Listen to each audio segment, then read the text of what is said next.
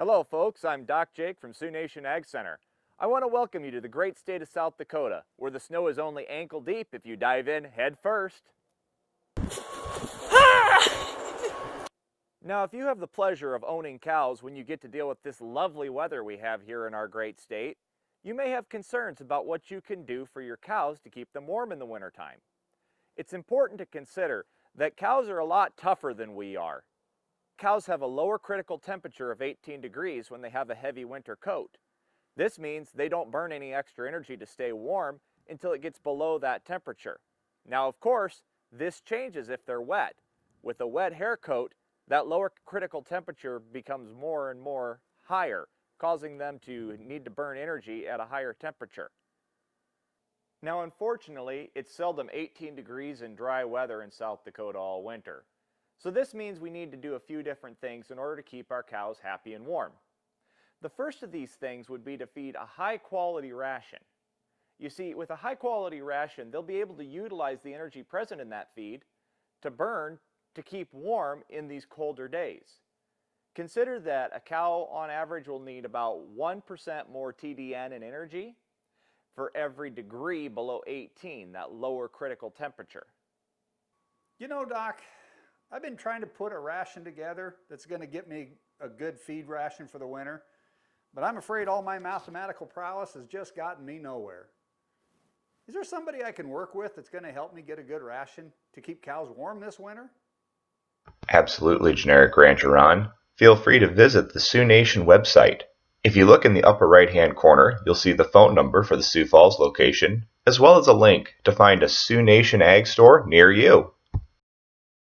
The next thing to consider adding is a windbreak.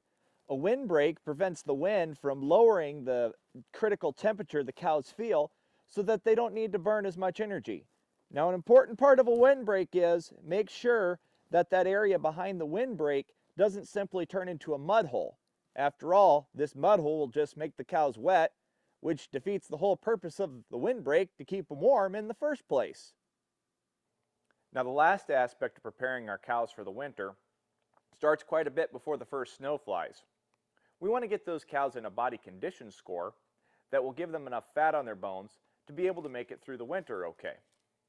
I like to see them in a body condition score of 5 to 6. That way, they're prepared for when this weather turns rather than trying to play catch up and putting the fat on them while they're already trying to burn that heat to stay warm. This is the reason why I'm taking precautions before winter gets worse to put a little fat on my bones too. So folks, if you have any other questions about how to help your cows negotiate this winter, feel free to reach out to us at Sioux Nation Ag Center. We're happy to answer those questions on how to keep your cows warm so you can feed that bottom line.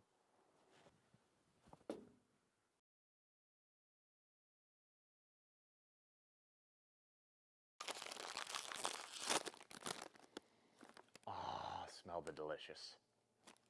Body condition 5 to 6 before the winter I'm just gonna eat another potato chip and try again.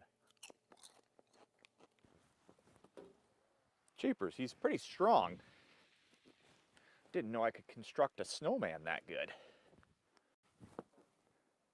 Ooh, that looks like it hurt.